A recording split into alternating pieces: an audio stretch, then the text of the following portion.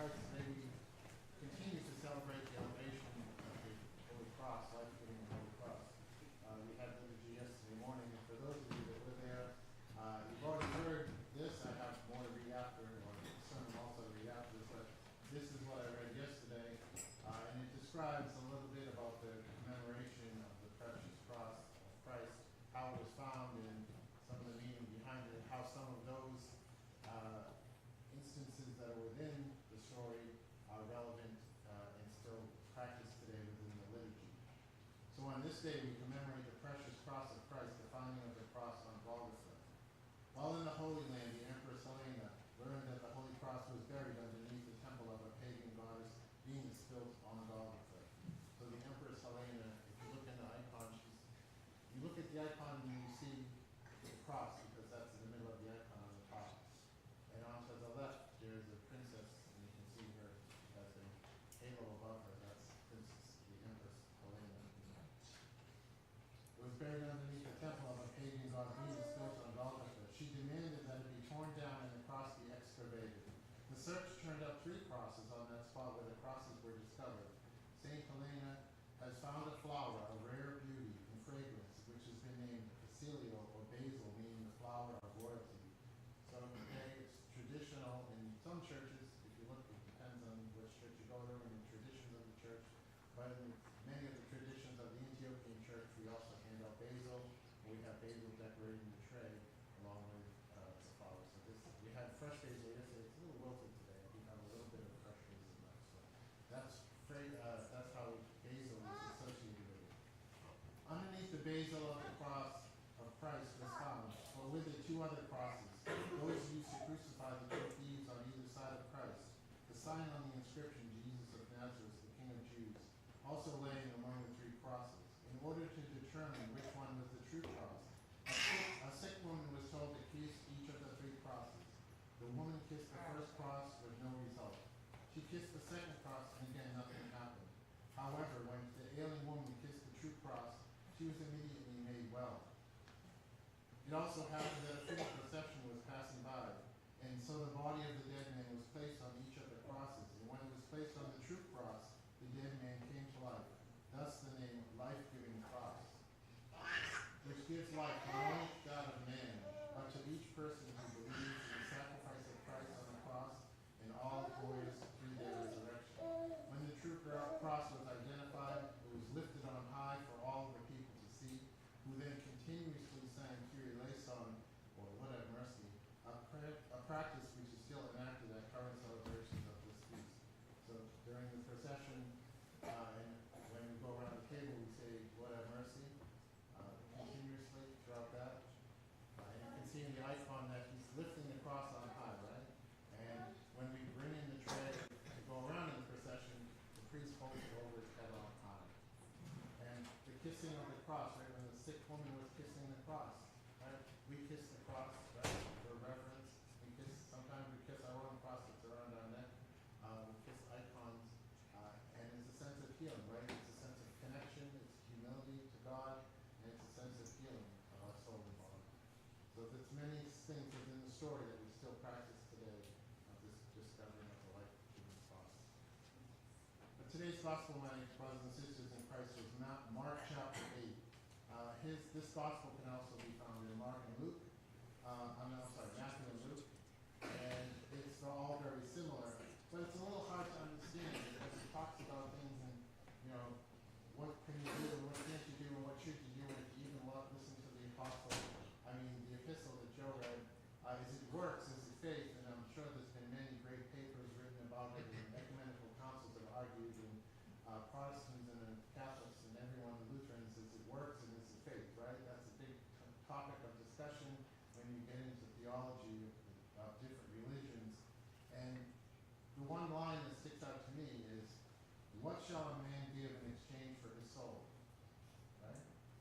Jesus is trying to bring it down to earth to his disciples and to everyone to say, so what would you give? Right? If you want to be saved and you want to go to the kingdom of heaven and you believe in me and you believe in God, what would you give? And of course, the answer is you give everything, right? Of course you would. But it's hard, right? It's not easy to give everything up and follow Christ. full of sin and debauchery, and everything is about this world is just about bad for us, right? So it's so hard to live in this world, and Jesus lived in this world with us. So hard for he to recognize it. It's so hard for us to live in this world, but to have your eyes set on the kingdom of heaven, right? And that's what we need to give up. Many things in this world and put Christ first in our life.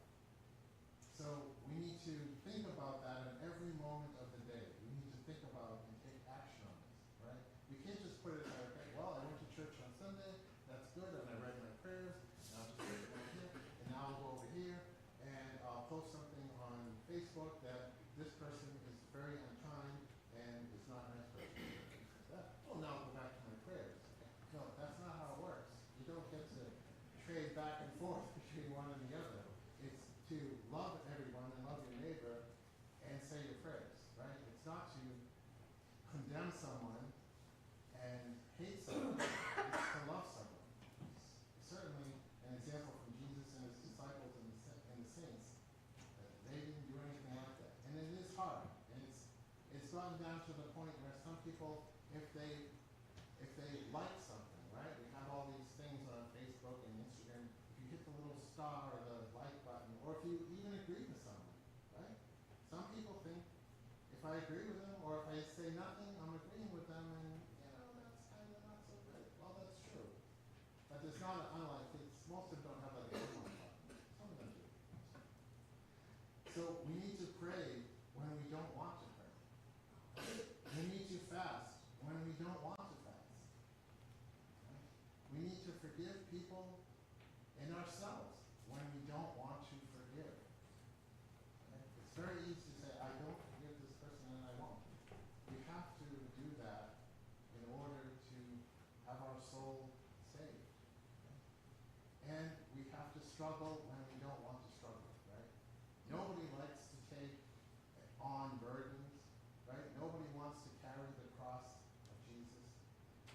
Nobody wants to have struggle in their life, right? We want to have the easy path, right? And there's a lot of people always searching for the easy path, and sometimes we do it too, but for other reasons. Well, which is the shortest line, and which is the best value, and how can I get my career started early? What's the best school to go to? Sure, we look for those, but we also have to struggle in our prayer life, right?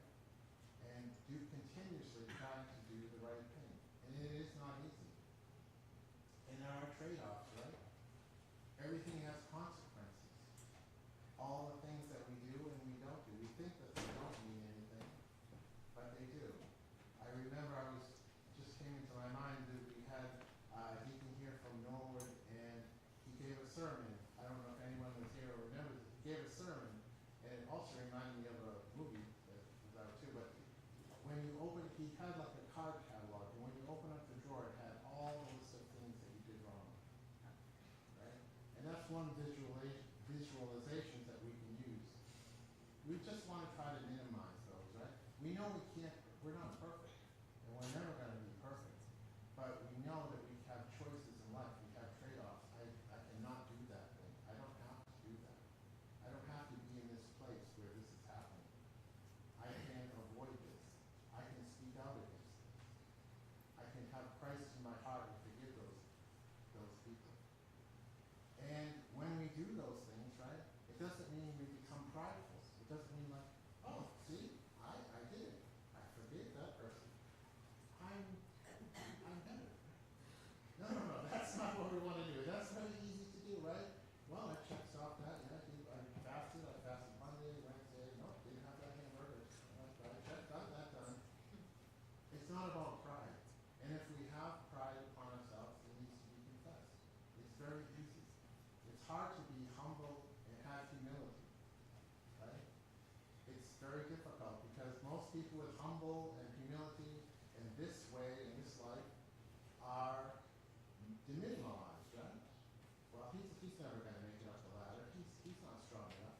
He's not going to make it in college, or he's not going to make it in the service, or she's not going to make it in her career because she's not strong enough, or they're not strong enough. But we have to be strong in Christ, and he will make us strong. He will give us the rewards that we need. So So we must take up our cross, and we must deny ourselves of things, right? Thinking about